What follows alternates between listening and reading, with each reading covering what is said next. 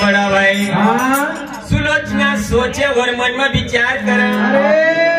कि मारो ससुरो कितो गवार आई गयो एक पास कहीं आई सोचने कालीन 10 माथा छे बरोबर और 20 भुजा छे बिल्कुल नाभि में अमृत कुंड है कोई बात की कमी नहीं आई सोना की लंका लेने बैठो और एक नारी का काम आई गयो और सारा फूल का दाग लगाई दियो नहीं कहिया की सोच सुलोचना मारो ससुरो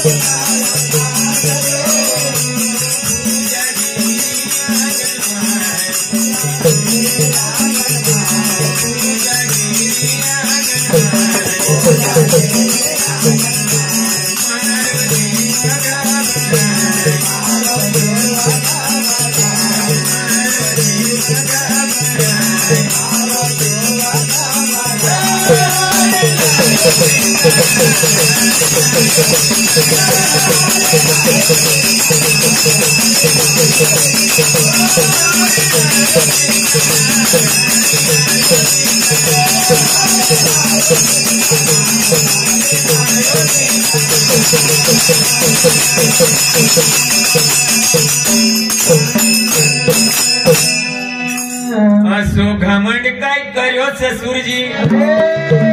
असो घमंड भी काय काम को देखा में अपना खुद की हानि हुई जाए वाह जी वाह बड़ा भाई घमंड करो तो भक्ति पर करो भजन पर करो लेकिन आपको नुकसान हुई जाए उन्हीं चीज पर घमंड मत कर जो सुलोचना समझाओ काई कहिया असो घमंड काय करो ससुर जी सारा कुल को नाश करियो अरे वो राम लखन दशरथ का जाया तो विष्णु ने अवतार धरियो बरोबर भूजा गिरिया गणमाए मारो जीव घबराए हरे लायो सीताना हरे लायो सीताना बड़ा भाई जब रण क्षेत्र का अंदर सी मेघनाथ की भुजा कटी और लंका में रावण का महल में जाए गिरी बरोबर तो बड़ा भाई वही भुजा को देखी ने सुलोचना को मन में घबराहट हुई गई तो काई दादा कि काई आंगन में देखा सुलोचना मन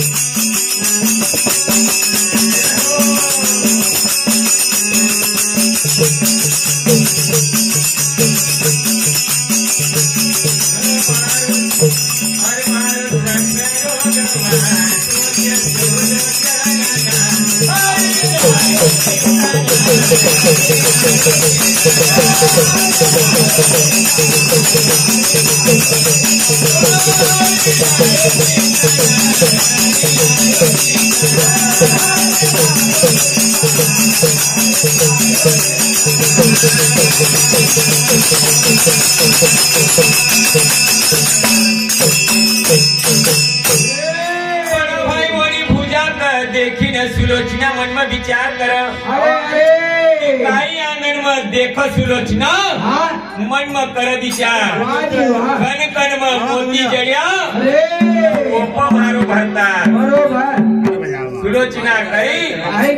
मारो पति बलवान गयो रन का मैदान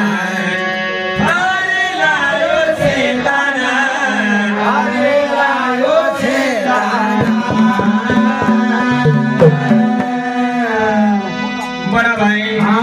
सुलोचना उन्हीं भुजा का पास जाए ना कही कही रहा कि दवात कलम लई जाइया